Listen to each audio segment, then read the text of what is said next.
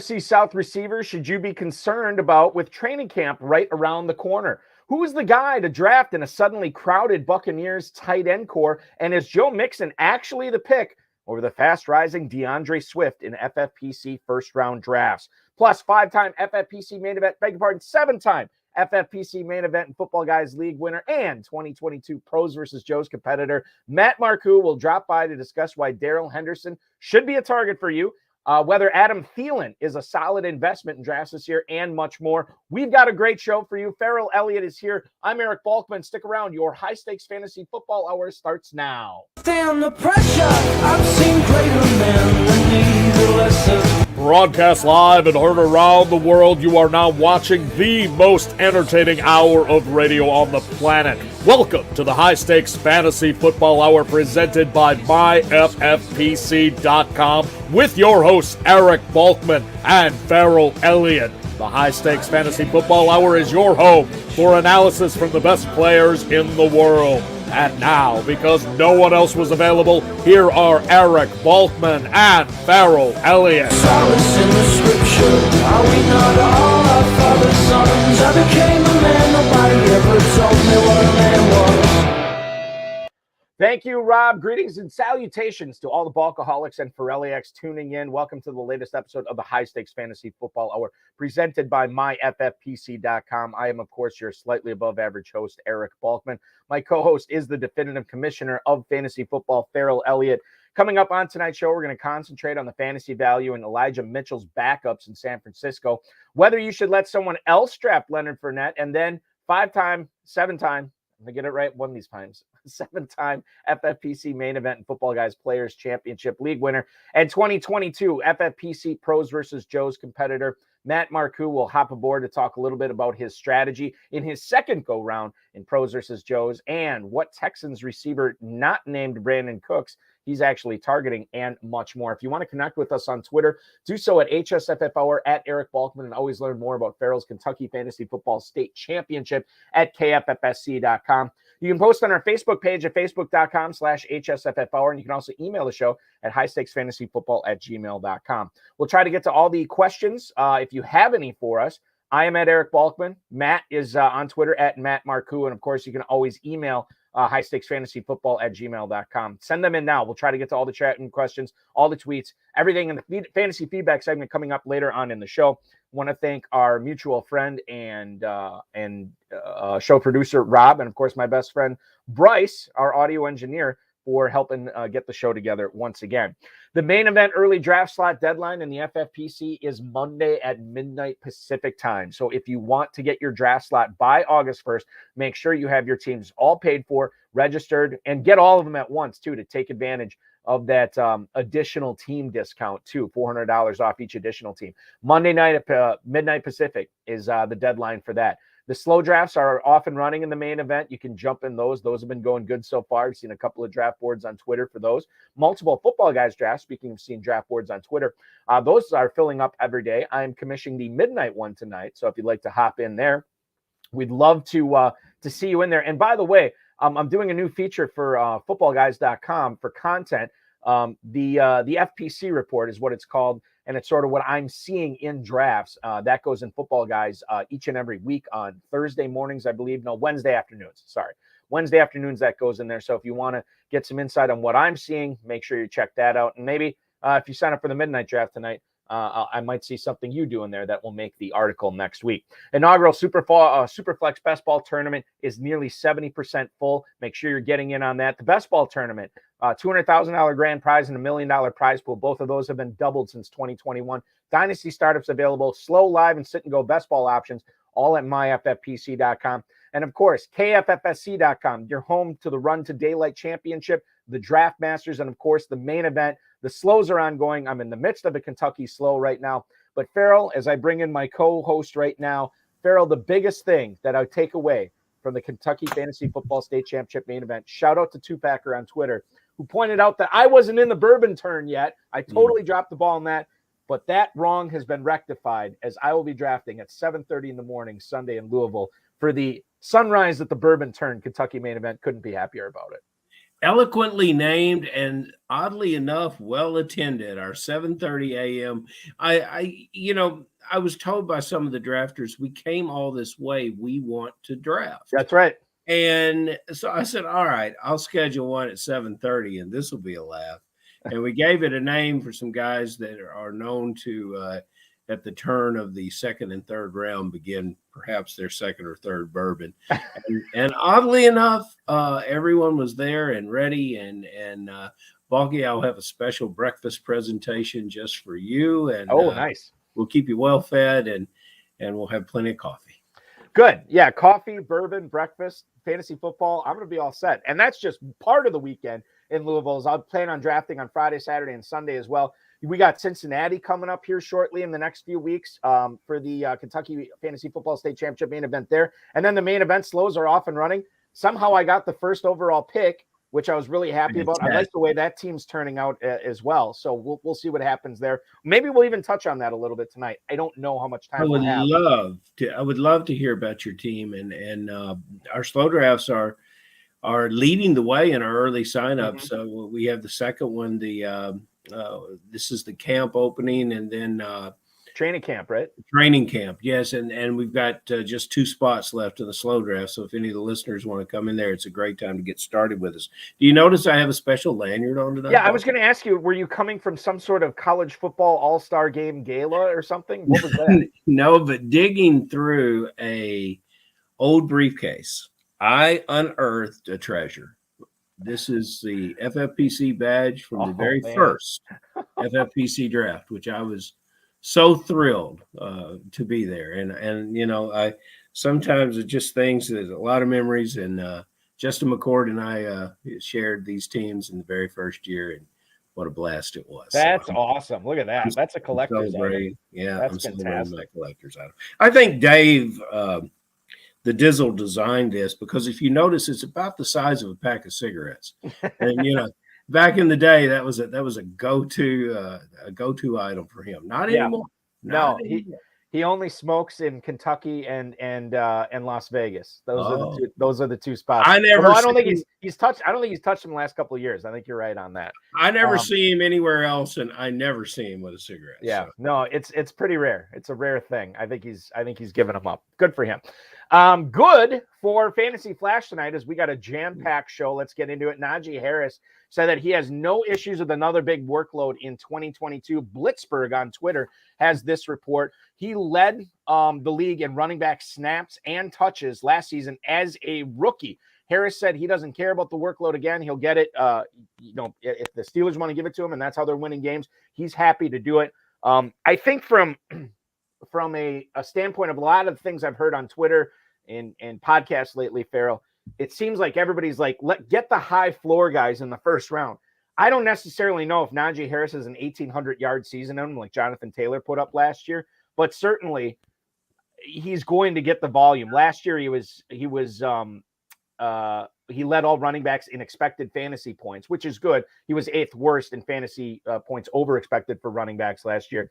But you look at where he's going right now in the late first round, I can get on board with Najee Harris. And this is way too early in a guy's career to say, he's going to break down because he had such a big workload last year. I can definitely get on board with Harris as a safe first rounder this year. Well, sure you can. And nothing really worked well for Pittsburgh last year except this player. And Pittsburgh has a more successful offense this year. Perhaps less carries, perhaps a bigger yards per carry. I don't see how he can catch any more passes. He approached getting 20 in one game, but a fantastic player that you should I'm really surprised that he goes where he does. I think you could make a legitimate argument for him being in the top 4 picks. Yeah, 108 right now, right behind Austin Eckler and the 4th running back off the board. He's going right ahead of Dalvin Cook. Mm-hmm. Would you take Harris over Dalvin Cook this year? I think I would. I think I would, and I think I've done so. Dalvin is when I end up with a later draft spot, Dalvin is going to be there. There's no reason to reach for him. Harris not always there. So if you're right in the middle of the draft, Harris is your natural fit. Let's move on and talk a little bit about Michael Thomas because he got placed on the PUP list, the preseason PUP list, according to Ian Rappaport on Twitter. The Saints veterans are not joining the squad for another 4 days, so obviously Michael Thomas could be lifted off the PUP list before then or at some point in the preseason. He had that ankle injury in 2020. He was running routes on Instagram earlier in July, and reports largely have been pretty positive. We've talked about this on this program, so maybe he won't be on there very long. Now, I noticed that the Saints drafted Chris Olave. I know that they signed Jarvis Landry. Farrell, right now, Michael Thomas, speaking of Fantasy Mojo, shout out to him for all the great ADP data that he compiles that we put together or that we cite on this show. Fantasy Mojo on Twitter at Fantasy Mojo there, fantasymojo.com. Wide receiver 35 at the end of the 6th round. He's creeping up a little bit, and I feel like while the reports are good now I think the ADP is kind of matching with those reports. So I think I'm still avoiding him there. I'd much rather have Hunter. I just took Hunter Renfrow in the Kentucky main event that I was in. I'd rather have him and even the younger guys, Drake London, Devontae Smith. I think you could make a case for them over Michael Thomas because we're still a little skittish about this ankle. We're skittish about the ankle and skittish about the kind of player that he is away from the field, in the locker room, and within the team concept. Bill Van Ormora made a wonderful plea for him as a player that he would draft it every time that he sees him in the 7th round. And Bill is the kind of guy who's willing to take a risk and can buy into this player returning. I would like to be positive about this player's situation. And, you know, if he continues to drop, if he ends up 8th or 9th round, I might look at it a little differently, putting other Saints players, because Landry and Olave, I think, are very good bargains. Put other Saints players with him in a main event team that I can manage the waiver wire with and live with that. Late 6th, anywhere in the 7th is still a little high for me. Availability is the best ability, and I'm not sure this guy's got it.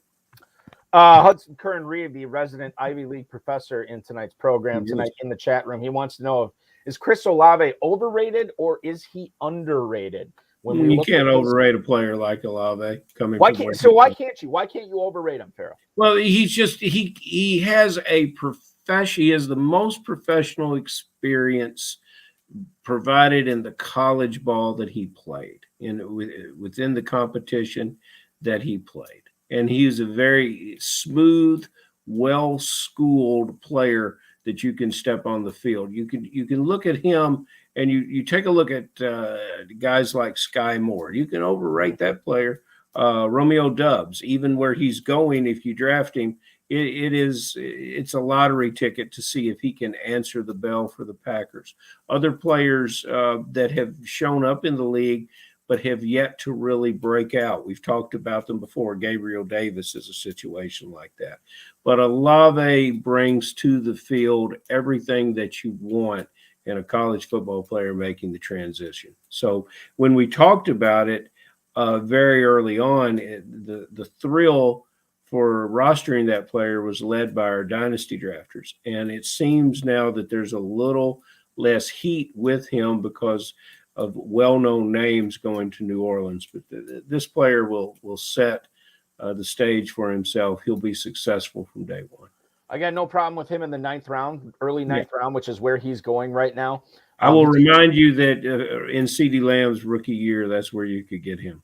That's a good point. Good pull there. He's going right behind the Titans receivers, Treylon Burks, Robert Woods, and Brandon Ayuk is actually right ahead of him. He's going ahead of Tyler Lockett, Chase Claypool, and the aforementioned Sky Moore as well. So, yeah, you want to take Olave there. I actually went to take him in that Kentucky main event that I was in, saw he was already chosen, realized I'm a moron, and then rued the day. I missed out on Chris Olave in this draft. Well, you're not very familiar with the software and how to select. Yeah, I didn't know what was going on with that. It's just it was all Greek to me. I didn't understand.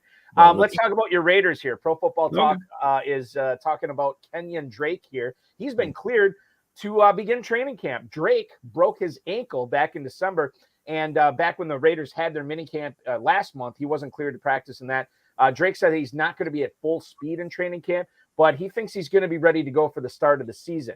Drake may not be 100% recovered, which is bad because I have him on a few teams right now, including some of my dynasty teams. Raiders traded up for Zamir White. Josh Jacobs is still there. Farrell, I can't remember if I've asked you this before, but how do you sort of handle this Raiders backfield? Is Jacobs the guy to target? And then if you get Zamir White or Kenyan Drake later, that's fine. Or is one of these other guys, Drake or White, the better value over Josh Jacobs? Now we're talking about a bargain when you begin to talk about Josh Jacobs. I saw in the KFFSC he was a 6th-round pick recently. I think in the FFPC he's holding at 5, but Darren's numbers might inform me differently. I think that a different attack is coming forth from this backfield. The key man is the blocking fullback Johnson, who will be down around the goal line, and already Jacobs was successful here. But you want to talk about Drake. Let's avoid Drake in the draft until we see exactly how well he is healing, and let's don't be afraid to spend substantive amounts of fab money to get him if we like what we see early from him. He's a stash and play later in the year. I can live with it if he's going undrafted. But man, there's some good looking running backs, some of which we might talk about later on tonight. And it's a misused player that got a good payday from the Raiders. He's in a right place. He's a very good football player. I don't know if he's going to help us from week 1 in fantasy football. I'm going to take a pass with keeping my eye open on what I see from him. Yeah, I still kind of like him as a 16th round pick. I mean, obviously I'm not targeting him there, but if I need a running back or if I don't like anything else on the board at that point, he's a good lottery ticket type guy. Dearness Johnson, Hassan Haskins, and Jerick McKinnon are all ahead of him. Sony Michel, Eno Benjamin, Tyler Batty, and Abram Smith are actually going right behind him now in drafts. Let's just real briefly touch on this because I know you mentioned the ADP for Josh Jacobs. Darren Armani right now has Jacobs listed at the 603 for an ADP. He has now fallen behind A.J. Dillon, the backup in Green Bay, Antonio Gibson, and Elijah Mitchell. Jacobs is going behind all of them. So zero RB drafters, your spidey sense should be tingling right now with this Josh Jacobs thing, because I think that he's a very interesting pick in the 6th round. Matt Marcou is in the on-deck circle as I wear my Brewers hat tonight, watching the Brewers game, first game after the All-Star break. Before we get to him, let's talk about the signing in Tampa. A tight end. No, not Rob Gronkowski. It's Kyle Rudolph, formerly of the Giants. He signs a 1-year deal with Tampa. He's going to turn 33 this year. No O.J. Howard there anymore. No Rob Gronkowski, but Cameron Brate still there. Cade Otton, the rookie out of Washington University, is going to be there as well. I would expect that Rudolph would probably be in there inside the red zone, but I don't think he's going to be out there between the 20s. I think Cameron Brate's still my guy for tight ends in the Tampa offense, Farrell. Okay. Kyle Rudolph is labored. He's 33 years old, and he's labored with a quarterback in the last couple of seasons that had a difficulty being successful in that offense from Jason Garrett. This is a player that, you might argue with, well, he has some age on him. He's lost a step. His play in the position is not about steps. It's about positioning of his body, which he has one of the best tight end bodies that we've seen in a long, long time. It's about winning the contested ball. It's about high pointing the ball. And I think there's no better tight end in the league once you get into the red zone as getting separation. It's, it goes back to one of the older great Raider quotes. Or maybe it was a Patriot quote, if you're not cheating, you're not really trying. This guy is a master at camouflaging his offensive pass interference and finding a way to separate from the defenders and get the ball. I very much like what he can do with this quarterback. And if Gronkowski, with his body being riddled with injury like it has been over the years, can be successful with Tom Brady, Rudolph, who is a certain physiological freak with the workouts, and I'm all for it, Balky. I think you see this player on the field often, and I think he has a resurgence in his career. And what a great way to be rewarded for a hardworking career that this player has is to spend your last year or two with Tom Brady. Cade Otton going in the 19th round right now among Tampa tight ends, but Rudolph and Brate back-to-back. Now, the difference here is Brate has been drafted in a lot more leagues than Rudolph was, because Rudolph wasn't signed till this week. So right now, 1506, 1508 are their ADPs. But maybe Rudolph moves up a little bit more. He's going to get the Farrell Elliott bump now that we talk about his body, great body for a tight end over the last several years. Haven't seen anything better. Now he's going to move up at Football Guys Players Championship draft. We'll get the opinion of an expert here as I bring in our guest, ladies and gentlemen.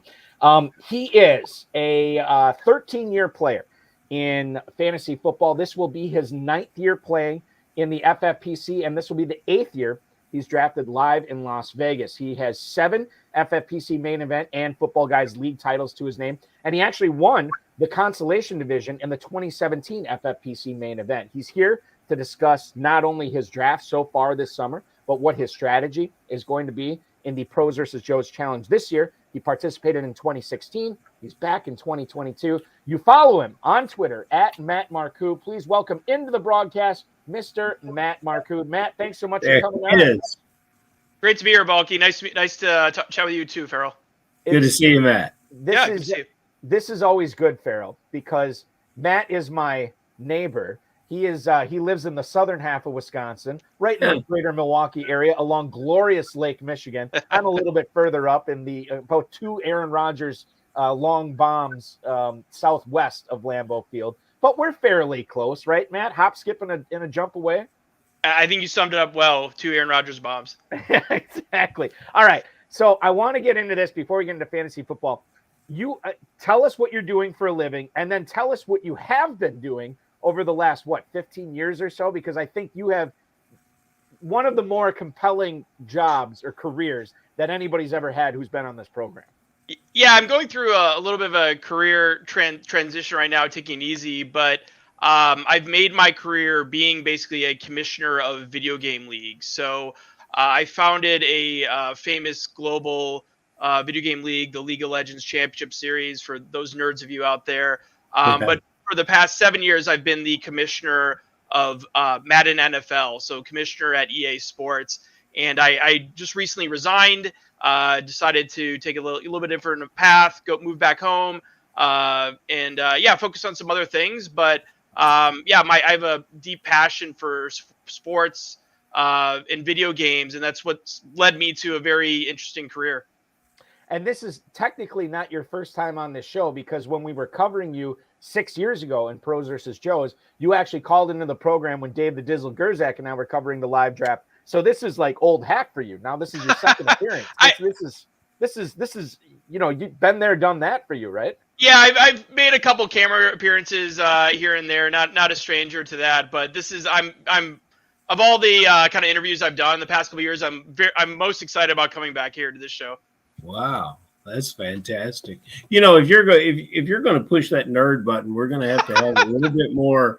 We're going to have to have a little bit more anime posters on the wall. I don't see you as I'm looking around here. Do you have a favorite anime show?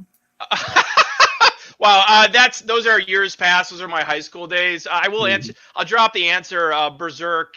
If anyone's a fan of the manga, I would say that is something I'm happy to say to this day that I watched it or read those manga. If you did it in the past, live with it in the present. It's a big, okay.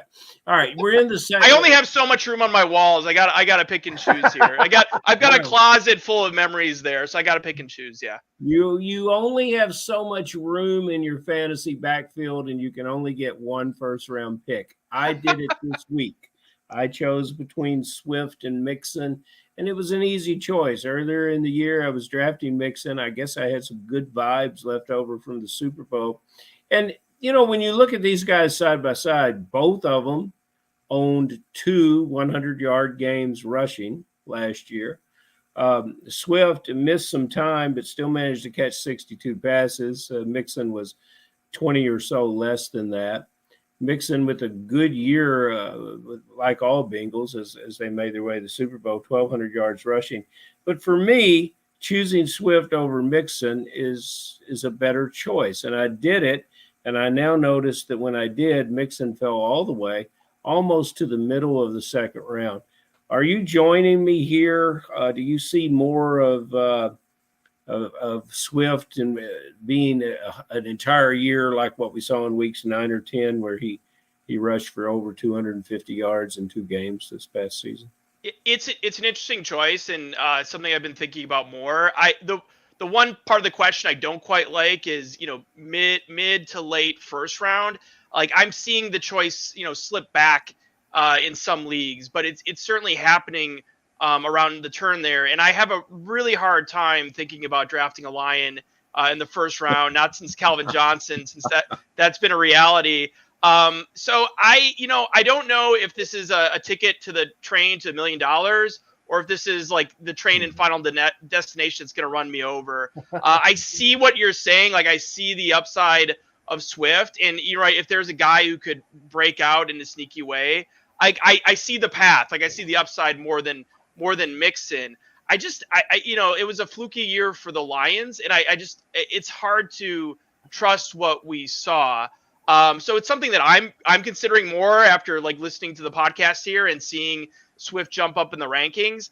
I see this more as a early second round kind of decision. There's other players on that turn, specifically wide receivers, that I'm a bit more excited for. But you got me thinking.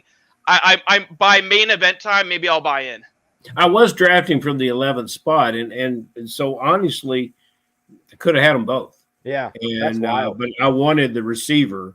I wanted to go running back receiver, so it was Swift and Lamb. But that's beside the point. Would you want them both? Are they compelling enough to you to you can't separate them, so you would go ahead and choose both of them and get your receiver in the late third? I don't know that I would do that if I'm around the turn. Like, my tendency is to mix it up around the turn more.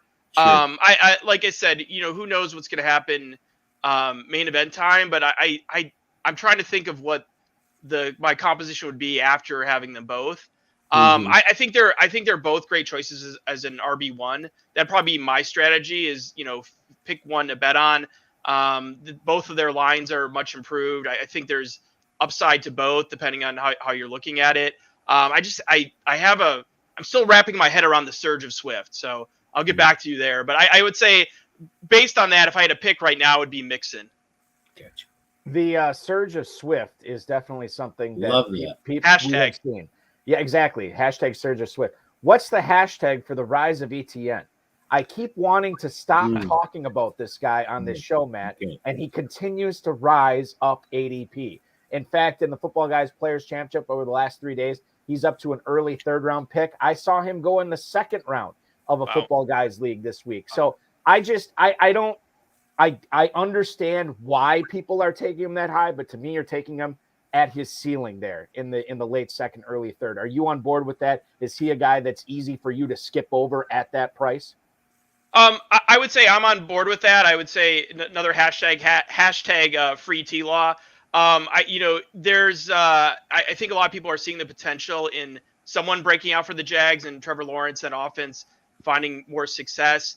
I think the rise of, I was looking back at last year's draft position for Travis Etienne, and it may be more of a story of his competition fading than, like a resurgence in belief or facts. So I was looking at like who was I, last year, I think he was going about the fourth round, mid fourth. And I looked at who was I drafting there last year potentially. And it's names like Sanders and Montgomery and Carson and Robinson. Right. And so, addition by subtraction, I think old hat guys fading in the background.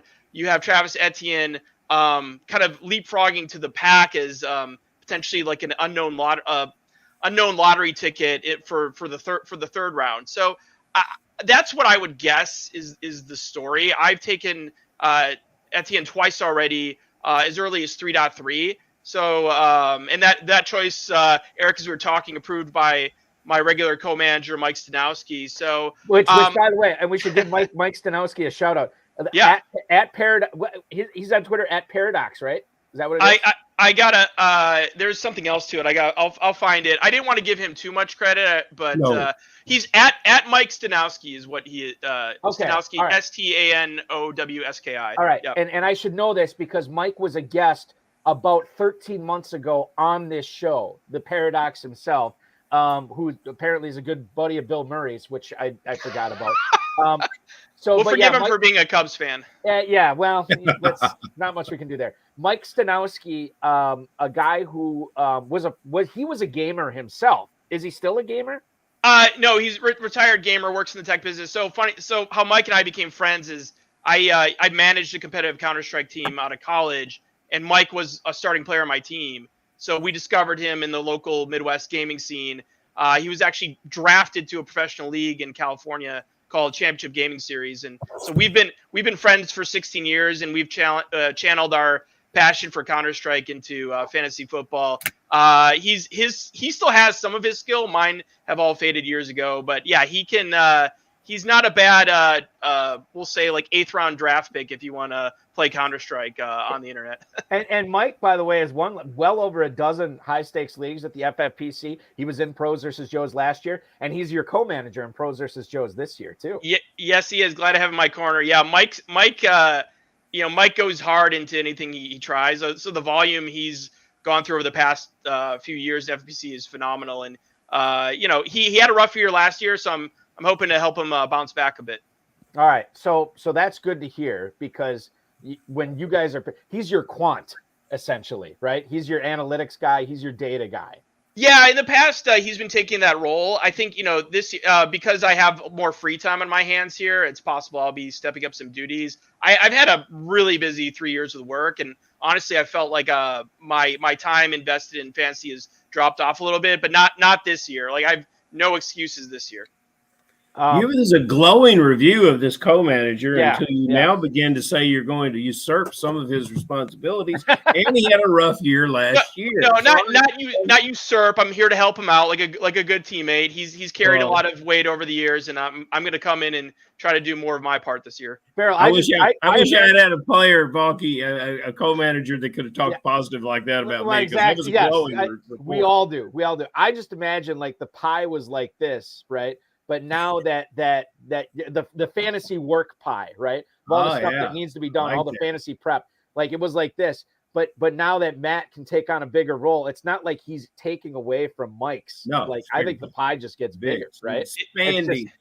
I think that's the way. Guys, I wonder with Etienne, I wonder if part of the movement up the draft boards might have to do. People are looking at the head coach and say, what has he done with players like this before? And, Peterson coached Jamal Charles, and he coached Darren Sproles. And, those are two very successful. I think we would take that from Travis Etienne this year. I've got a question about running backs, about a player that I like. And I think now that I look at the depth chart, I think I might like him a little too much, and that's Darrell Henderson. Balky and I have both talked about how we don't think there's that big a spread between the players. Obviously, we're in the minority because FFPC drafters have been drafting Cam Akers 3rd round, Balky, all year, and Darrell Henderson is in 11th or 12th. I want to throw another player into this mix, and that's Kyren Williams, the rookie out of Notre Dame. I look at what the Rams did with this draft. They have very little use for draft picks, and this is the only offensive relevant fantasy player that they took in the draft. And I think back to the previous year when they took Ben Skoranek, another Notre Dame player, and they said, we're going to make this guy a receiver. We're going to make him a special teamer.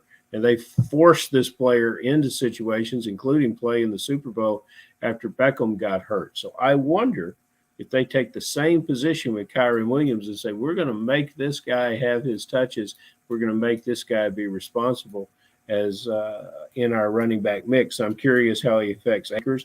I'm curious how he affects Henderson. And Balky, I'd be curious to know if anyone is drafting him, and if I'm just sitting around talking about him and imagining that he's going to actually do something. And Matt, most importantly, your understanding of the championship Rams backfield.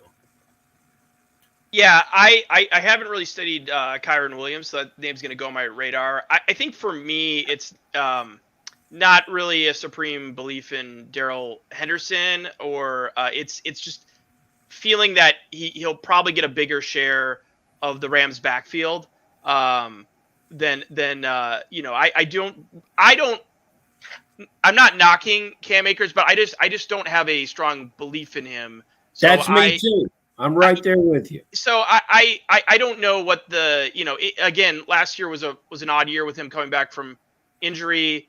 Both players have some fumble problems, but it seemed like Cam was still fighting for share, deep into the playoff run. So for me, it seems like a good value play, but I think I've picked him up a couple times so far in July. I'm probably slightly over-indexed on him at this point. I feel like I've gotten my pre-August share already, but I don't think it's a bad. I think it's a solid bet to get some shares of Darrell on your teams.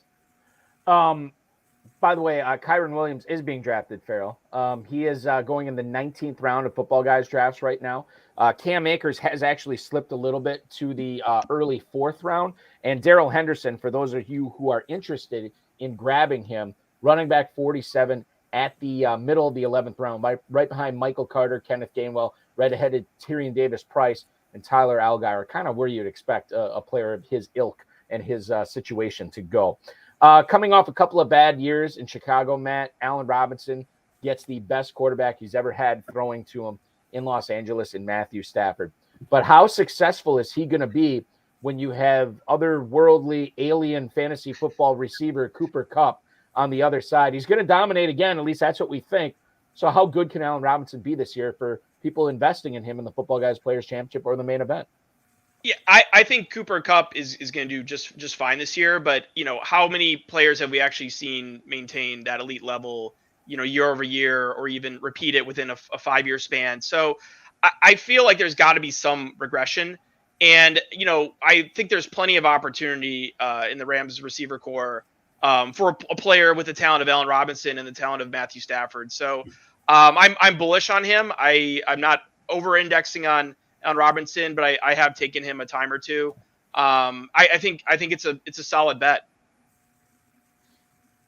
Is it a solid bet to get involved with Adam Thielen this year? And do you feel sometimes that fantasy players tend to hold a grudge? Adam Thielen is moving up in age, and people want to say that he's through, and he was having a glorious year last year, not only catching passes from the very first game of the season, 10 targets, 9 catches. He had a fantastic year and 95 targets through the first 13 games, and then he gets hurt, and you don't have him for week 14. You don't have him for week 15. He comes back in 16. Fantasy players put him in the lineup. He catches 3 or 4 balls early, then re-aggravates the ankle. And, I heard so many people say Adam Thielen ruined my season. Well, what about the first 13 weeks? I wish I could have a player ruin my season like that in the first 13 weeks. This is a wonderful ball player that I have not drafted this year, and I wonder if I'm making a mistake. And, as far as I can tell, he's been tucked into that late 6th round. Balky, maybe you can correct me if I'm wrong, but it doesn't seem – he seems static in that draft spot. I don't know if that's the case or not, but is this a player that's going to see your roster? I think, yeah, to answer your first question, yes, fantasy players hold grudges. It's always in the mind. As they say, there's the most unhappy person in the room is the person standing on second place on the podium, right? So to get so close and then lose in the end, yeah, I can completely understand why someone would hold a grudge. I think Thielen is a solid bet. I've taken him a time or two. I don't want to over-index on him. My drafting approach is I like to spread out a lot of my bets initially. Like I look for I think through different stories to get to those championship rounds. But I think Thielen is a part of some of those stories. I wouldn't over-index on him. Yes, his age could be a concern. Yes, future injury. He is touchdown dependent, so I'm not I'm more of a redraft player than I am best ball. But I think all the players we've talked about so far, I think he's probably the best case to try to sneak into your best ball lineup, just so you find yourself with less regret should he not go off in the weeks, and then appreciate him for the weeks he does go off. Adam Thielen, by the way, right now is indeed a 6th round pick. Amari Cooper has actually been falling in drafts. He is going right ahead of Thielen right now, so Thielen might move past him shortly. But he's going right behind this glut of receivers in the mid-6th round. It's Chris Godwin, it's Elijah Moore, it's Russell Gage, it's Amari Cooper, and then it's Thielen. And then after that, you get into the Michael Thomas, Hunter Renfrow, DeAndre Hopkins area. None of those receivers that I named are the next receiver we're going to talk about. He's going about a round and a half after Thielen. His name is Christian Kirk. This is the Jacksonville Jaguars edition of the High Stakes Fantasy Football Hour as we talk a little Christian Kirk here. Do you love Christian Kirk, Matt, as much as the Jaguars seemingly did in free agency when they gave him that Brinks truck full of money? Love is a strong word. Again, I'm the type of drafter. Like there's a price for everyone. I think the price for Kirk is interesting to grab put a couple bets on him, grab a couple of shares. Again, hashtag free T-Law. Someone's got to emerge. I think this is a year to bet on kind of an unforeseen emergence of the Jags and capture some value there. And again, whether you believe he's overpaid or not, like that's not going to affect this fantasy year, right? He's on the team. He's got a quarterback. He's worked in the rotation, a shot to make wide receiver number 1. So, the bankroll doesn't matter. You can laugh about that, but I just don't see how that's a relevant factor in your decision making here for fantasy football. Matt Marcou is not following the money. That's good. Interesting. You're the perfect agent for Lamar Jackson. The pros versus Joes. Talk to me a little bit about that. Balky does such a great job of presenting the players that participate in that. It's interesting. Players in the KFFSC will say to me, Farrell, can you put in a good word with Balky where I can get some consideration for the pros versus Joes? And I always do. And that just ruins their consideration if it ever had any. No, but it has no effect on their consideration. No, I think it ruined it. I think they shouldn't ask me. Listen, I want to be very clear about this. There's been malfeasance and skullduggery in this industry before, okay? Nefarious activities. Nefarious activity, never by the FFPC. And I want to make that clear. What you say, like, you can call me out, you can call me whatever you want, you can do whatever you want to me. It cannot help or hurt your pros versus Joes. No, yeah, it cannot. And our beloved friend and player John Anderson was so excited to get in the draft this year. And I mean, a great player like you, Matt, you're returning after your inaugural play in 2016, and that was back. Obviously, you weren't 21 then; you couldn't get in the casino. You must have played online that year. But back in 2016. When you played in the pros versus Joes and you finished that experience, did it do anything for you? Did it change or shift any way that you thought about playing, or was it like a moment of where you had an aha experience being in that kind of competition? Honestly, no, not in the moment. I think what it did was expose me to the depth of the high stakes fantasy football community.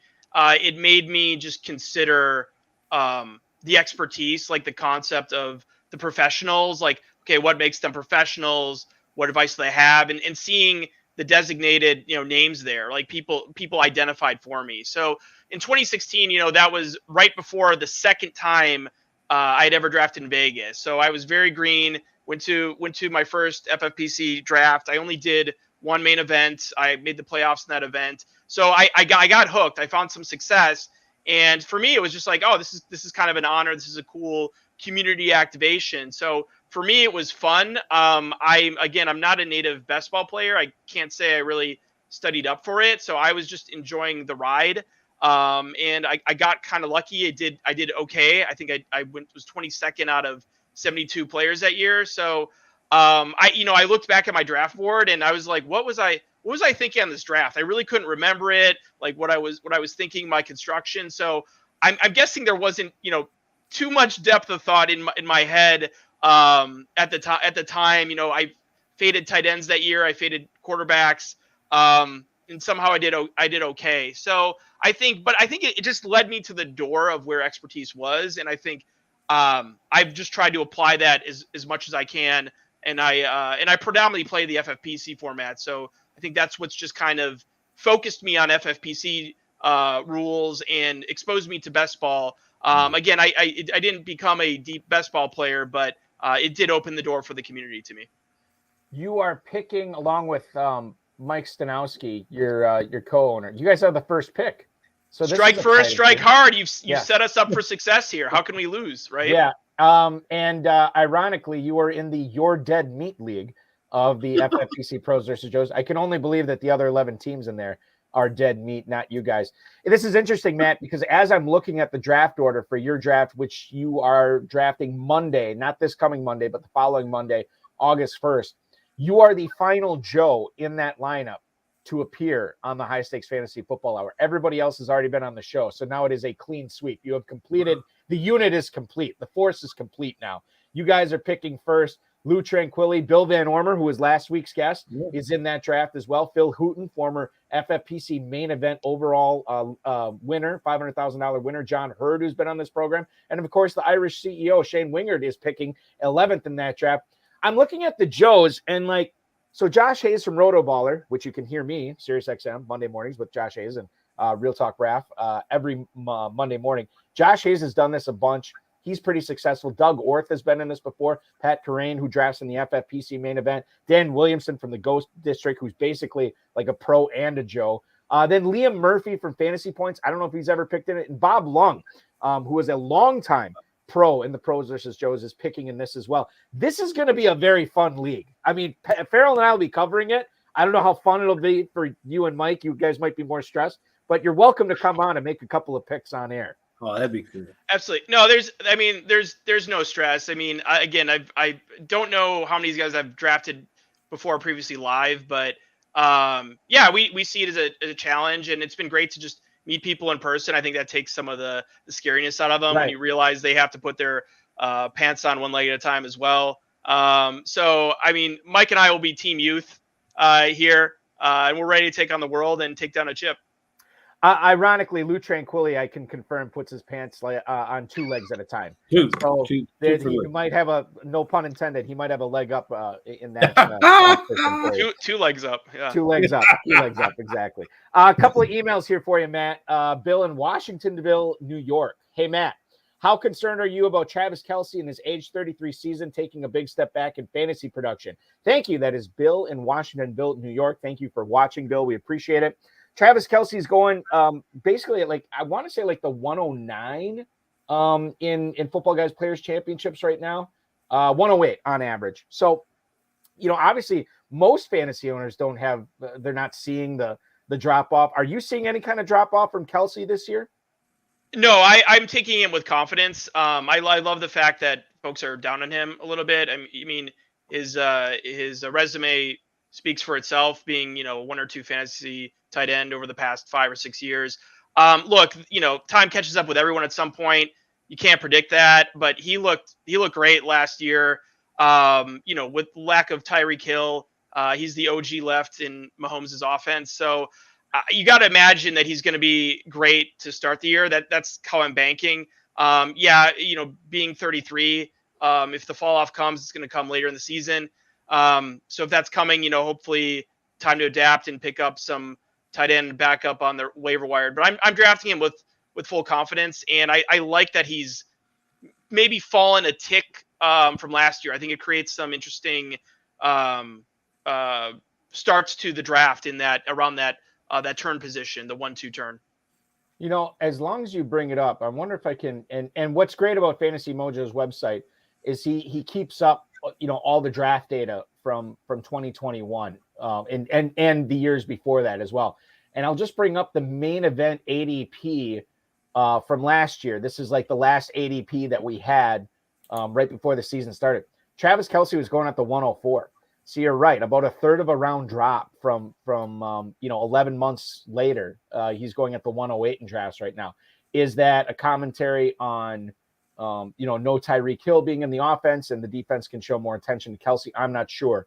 But he is going a little bit later, to your point. One more email before Farrell asks you our final question of the night, and it comes from Jim in Charlotte. What's up, Matt? Assuming the Texans are throwing a lot in second halves this year, are you team Nico Collins or team John Mechie? That is Jim in Charlotte. So he leaves Brandon Cooks out of the equation, probably because Cooks is going way higher than both Collins and Mechie. How do you look at this, Matt, between those two?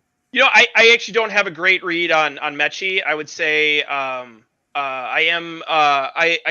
don't believe that Mills is a lame duck quarterback. I think he can hang as a quarterback. You're right. There's probably gonna be some positive game scripts. A lot of throwing in the second half. So I think there's more value out there besides Cooks in the wide receiver core. I think there's going to be plenty of yards for receivers there. So it is an opportunity. I don't have a good read on Mechie. So I picked up Nico Collins at least once, and I'm happy to throw some darts that way. Beautiful. Matt, a number of guys accuse me of this, and I think you might fall in this category as well, is you love all the players. You can find something to love in any player. So this next question may be difficult for you. So I'll ask you, who do you really, really love? And then the toughest question I've ever encountered in fantasy football is to predict the bust. And it doesn't have to be a first-round bust. And it doesn't really have to be a bust. It just has to be a player that you don't want on your roster for any various reasons. There's certain players that I can never figure out whether I want them in the lineup or not. Consequently, I avoid them in the draft because I don't want to have to deal with that decision-making process and questioning myself and making changes 10 minutes before game time. Love and hate, who are they, Matt? Yeah, I've been pretty agreeable this conversation, so I'll start with the hate. I'm making a blanket statement here. I'm very hesitant to draft any players off of NFL teams who have birds for mascots. Oh, I'm just fading birds. Birds aren't real. That's my hashtag this year. Birds aren't real. Hashtag fading birds. Hashtag birds aren't real. Birds aren't real. Hashtag. I think this is really easy. So correct me if I'm wrong, but AJ Brown is my earliest and easiest fade this year. He looked terrible last year. Obviously some injuries, but I don't think he's moving to a more favorable office in any facet. So I would say that's my big fade. Again, I am, there's a price for everyone, but for him, I'm just having the hardest time finding that price exactly. But yeah, I'll go with birds aren't real. But yeah, if there's any other hate darts you want me to throw, I'm happy to throw a couple more. Bear this in mind too, and nobody's really talking about it. Correct me if I'm wrong, guys. I feel like the last 2 years when AJ Brown was a Titan, if you had him in any of your leagues, weren't you tuning in to figure out if this dude was even going to be active on Sundays? Like 8, 9, 10 Sundays out of the season. There was so much management with his knees the last couple of years, and I don't think that's all of a sudden going to change in Philadelphia. To Matt's point, AJ Brown, 307 right now in drafts. That is ahead of DJ Moore, Mike Williams, and then the glut going behind him, beg your pardon, in the early 4th round. Cortland Sutton, Jalen Waddle, Marquise Brown, and Deontay Johnson. Lot to like about AJ Brown, but he does come with some red flags. No red flags discovered with tonight's guest, who we follow on Twitter at Matt Marcou, the 7-time FFPC main event and Football Guys League champ, who with his partner Mike Stanowski drafting in the Pros vs. Joes on Monday, August 1st, right here on this YouTube channel with the first overall pick. Undoubtedly, it will not be AJ Brown. I'm willing to put that into stone right now. I think it'll probably be somebody else there. We can't wait to see it. If you and Mike can hop aboard, make a couple of picks on air, just at least one pick on air, just want to hang out and talk with us during the draft, that would be cool too. Matt, it was a pleasure having you on tonight. Be good, and I'll pop down there one of these days. Water Street Pub and Grill, AJ O'Brady, something like that. We'll chop it up. Absolutely, we'll find a spot. All right, you got it. Matt Marcou, ladies and gentlemen. Lucky for Eric. Great to see you. Good luck. Have fun.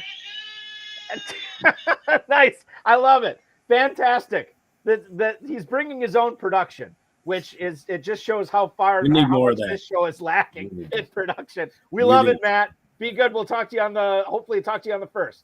Yep. Thanks, guys. Matt Marcou, ladies and gentlemen, a 7-time FFPC main event Football Guys League champ, and maybe overall winner in the pros versus Joes this year? We'll see. He just cares about finishing first in his league so him and Mike Stanowski can get that sweet 2023 FFPC main event free entry. That's what he cares about. That's what anybody should care about. Finishing overall is nice, but as Hudson Kern-Reeve would point out in the YouTube chat right now, finishing first overall doesn't really get you anything other than bragging rights, which he still has. Right. So let's get into some other emails tonight, Farrell, before we sign off. We got a few minutes left. Let's get into not George. Lance in LA. Is Alan Lazard a sleeper this year? I figured Balky would be the expert on this. I'll hang up and listen. That is Lance in Los Angeles. Farrell, you'll appreciate this.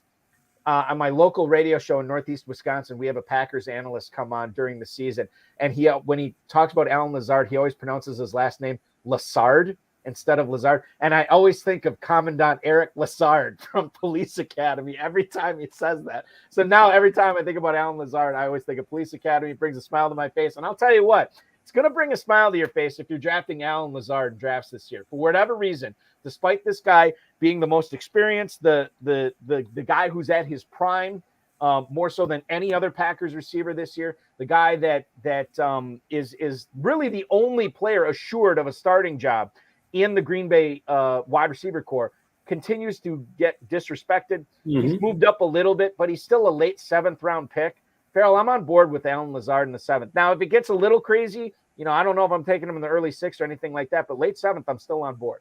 Would you still take Renfro over him? I still would take Renfro over him, yes. Okay, because it's very interesting where Lazard is going, with where Thielen is going and where Rodgers is going. You can have a very nice late Packers stack that should pay a little bit of something for you. I kind of like this situation. This is the kind of player, along with some of the players we've talked about already tonight, that will keep me purchasing Football Guys teams as we get ready for the main event, where I can help put together exactly the way I want to attack it. But these are players that I don't have a lot of ownership shares in, that I think that I will continue to look closely as our preseason develops. But yeah, there's, for the first time in my history as a fantasy player, there's not a lot of respect for the Packers in these early drafts. And you can make the case that the Packers, given their defense is as good as I can remember it in the last 7 years, and their backfield, maybe Jones and Thielen, and it's hard for me to really make a strong case over anybody else. They might be the best duo in the NFL right now. And Aaron Rodgers is coming up on the twilight of his career.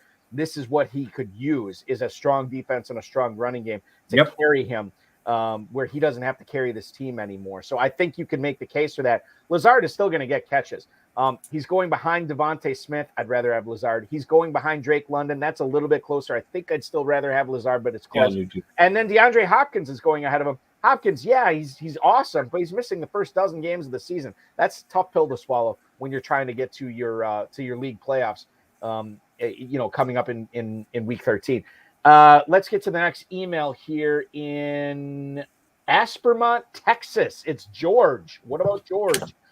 Which, if any, this goes with Kern Reeves' question in the chat from earlier. Which, if any, Niners running back should I be drafting once Elijah Mitchell is off the board? Thank you for the email, George. So, Farrell, let's frame it like this. Number one, do you like Elijah Mitchell in drafts right now? As you okay, so you do. He is going at as I get the mojo on Elijah Mitchell. He is running back 24 in the 6th round right now. He actually, we were talking about Josh Jacobs earlier, he's basically going at the same spot as Josh Jacobs. We found out this week that Jeff Wilson is going to be the primary backup, at least to start the season, behind Elijah Mitchell. They also have Trey Sermon there. They also have Tyrion Davis-Price. So how do you sort of handicap the rest of the field behind Elijah Mitchell? Let's say fairly, let's frame it like this. Let's say you don't get Mitchell in drafts. You're looking for a running back later for, just a lottery ticket type guy that can make your team dominant down the stretch. Is there anybody there in San Francisco?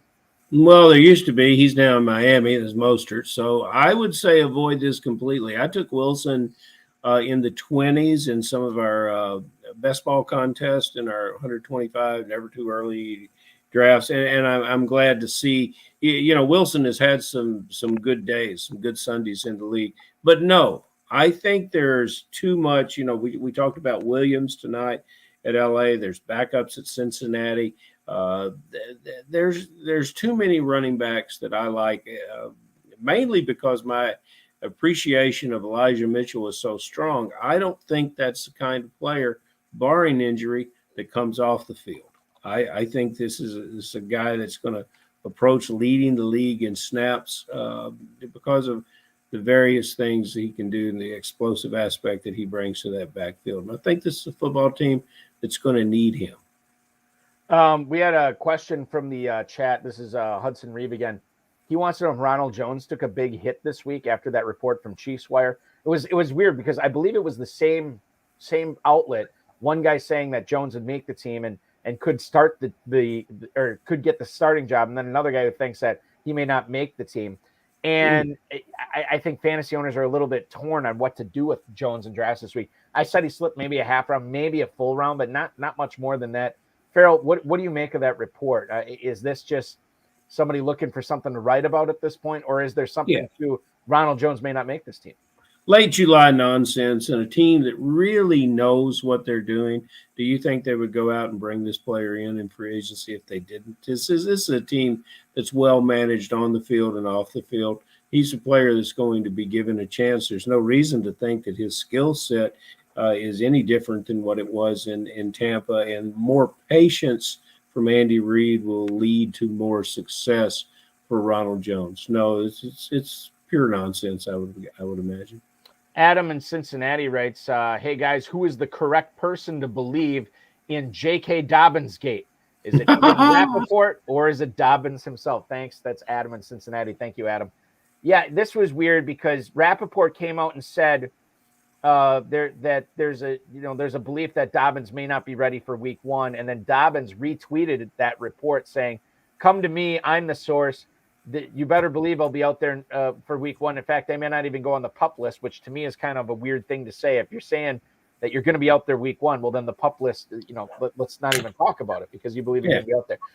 I historically, excuse me, Farrell, have always had a tough time going with what players are saying about their own injuries because they tend to be very positive, very rosy, very strong in their confidence that they'd be out there. However, they are not the ones making the choices. The team is. And the team, to me, wants to protect Dobbins. They don't need him for September. They need him for November and December and January. So I think I'm leaning more towards Rappaport here. I think that Dobbins could be out there, but I think there's significant doubt. And the Dizzle's been saying for months that, one of the reasons Mike Davis got signed by Baltimore is they believe that Dobbins and Edwards are still going to be hurt. And so they had to bring in somebody who could carry the water. That's Mike Davis. So I'm more team Rappaport here. I agree with that. I would have to understand what Rappaport's source is and to see, but really only the trainer knows. But you're exactly right. Ball players that are quoted, especially at this time, about being back in the future, unless it's a guy that has been around the league a long time and has dealt with his physical situation, getting himself ready to play. You can look askance at that. I've had players that in cast on Tuesday that tell me they're going to play on Sunday. Exactly. The players are wired to participate and wired to believe in the system. He's buying into the system in the training room. He's got people working with him every day that tell him and are giving him encouragement. Nobody's telling him he can't play. And, man, I hope he does get back to the field because I love watching him play. But he's going a little high based on the availability that I think he is. And, of course, Dizzle always knows. And Davis could contribute. Dobbins, 503 in ADP. Right. After that initial report, he did slip a little bit. In fact, over the last 3 days, he actually slipped all the way to the 610 in one football guy's draft, but still 5'3". Somebody took him in the 3rd round this week too. So it's all over the board right now, J.K. Dobbins. Final email of the night. It comes from Al in Chambersburg, Pennsylvania. Hey, Farrell and Balky. I saw Leonard Fournette was apparently a donut away from 260 pounds at minicamp. Does that mean I should stay away from him at his ADP? That's Al in Chambersburg, Pennsylvania. So this was interesting. Rick Stroud, who covers, I know he covers the Buccaneers, but I believe it's for the Tampa Bay Times, was on a podcast this week. And he said that Fournette, and that was his quote, by the way, he was a donut away from 260 at minicamp where the veterans had to show up. That was about 6 weeks ago. It's never concerning beg your pardon. It's always concerning to see your running back who you just gave a 3-year deal to tip the scales at 260 pounds.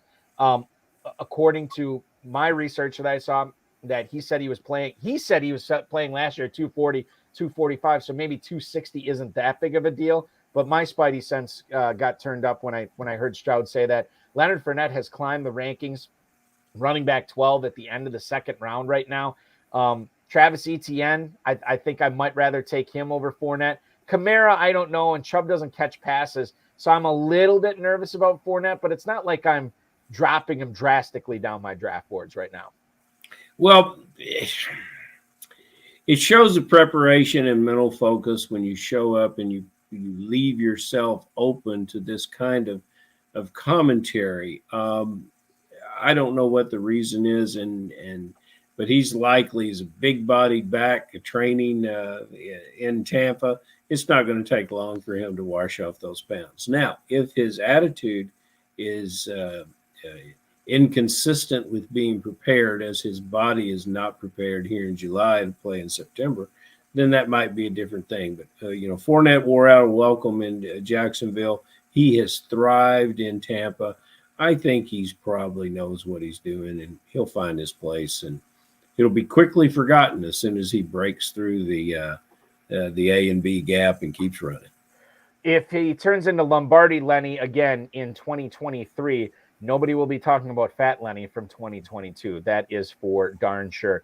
Farrell, it was a pleasure. We will do this again on Sunday night for some pros versus Joes as we kick off that competition. 2 full hours, I believe, starting at 8 o'clock that night, Okay. 8 o'clock Eastern, 8 to 10. I will see you then, my friend. Thanks so much, and be good. We'll talk to you in a couple of days. Thank you, Buck.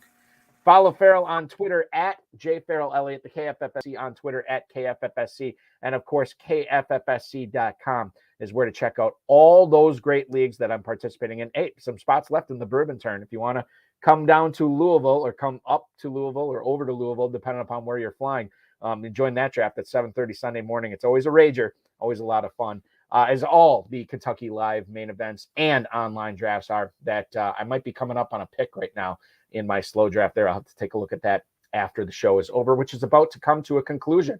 I want to thank Matt Marcou. I want to thank Farrell Elliott, the FFPC, Rob Bryce, and of course, each and every one of you for watching/listening.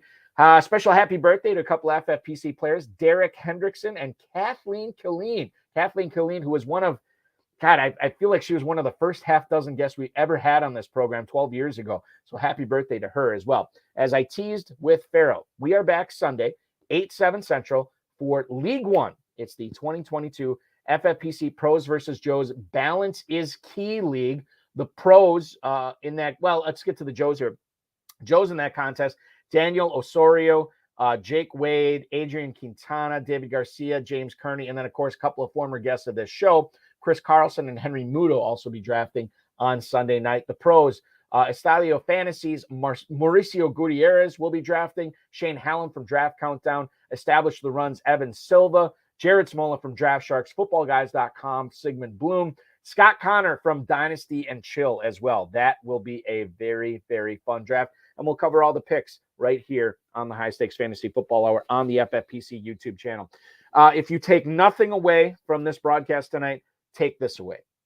The FFPC main event early draft slot deadline is midnight Pacific time. Make sure you are buying all your teams, getting that additional team discount. And that way, if you do that by midnight Pacific on Monday, you will have your draft slot by August 1st.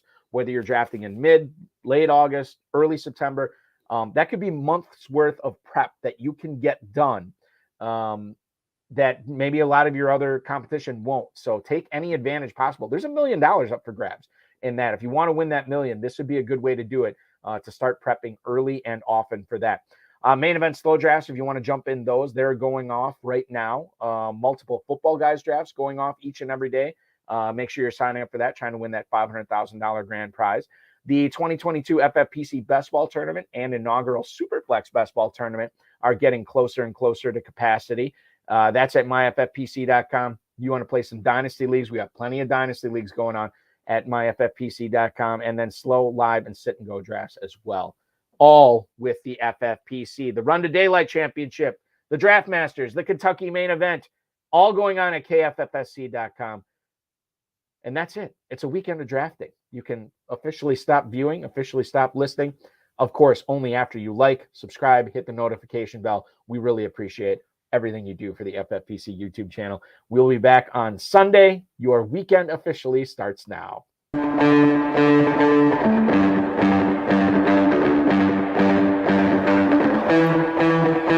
This has been another episode of the High Stakes Fantasy Football Hour presented by myffpc.com.